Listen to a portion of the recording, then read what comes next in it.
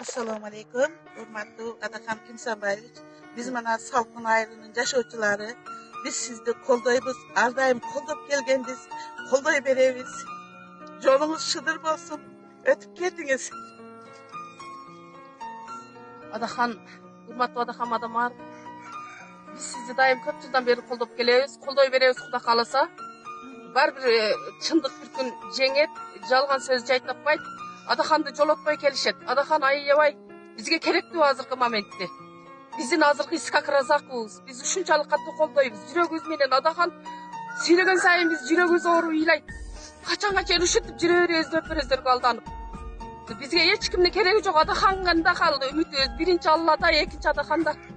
Adakan ardayım bar bol. Kuday den soğuluk bersin. Adakan bizge en kerekli insan hazırkı momentте. Biz ayabay koldoyuz. Şunçalık talkalap geldi. Jerden itten al itke salıp atat. Nevresine kişine baldar kızlar itten al itke salıp atat. Biz jürögüz oğurup çıdabay kaldık. Adakanга rahmat. Allah talam uşunçalık savurdu bergen eken oşol insanga. Uşunçalık bundan beş beter kurçup atat Adakan. Adakan biz bar bir sen menen biz. Baldarımızın kelечегибиz üçün biz ardayım koldop kelebиз. Kuda kalasa Allah'a çalınıp kelebиз namazlarımızda. Adakan bizge kerek insan.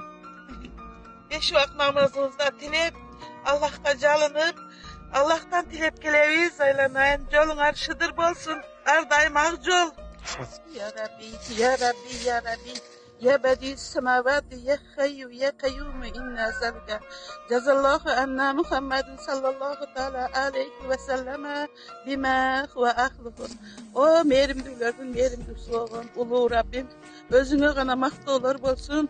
Özüne kana bütkül imanınızdan tilegen maktolarınız olsun Rabbim. Peygamberim sallallahu aleyhi ve sellem'de salam cana salavatlarınız olsun. O caratkan Rabbim, biz koldağını şu adı hanmadı maruf, ardayım cüzü carık, mertebesi uluk, yolu şıdır bolsun. Daya jürögüzden, Allah'tan tilep özüne, surap kalavuz Rabbim. Şul jigitke, uşunun jigitlerine, bardığına ak yol ber, avir ber. Allah'ım den soluklarını ber. Kelечегибизди тепер үчүн аваласы Allah, экинчи өзүңдөн сурап калабыз Rabbim.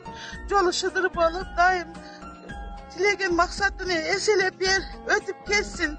Allahumma salli ala seyyidina Muhammed ve ala alihi. Allah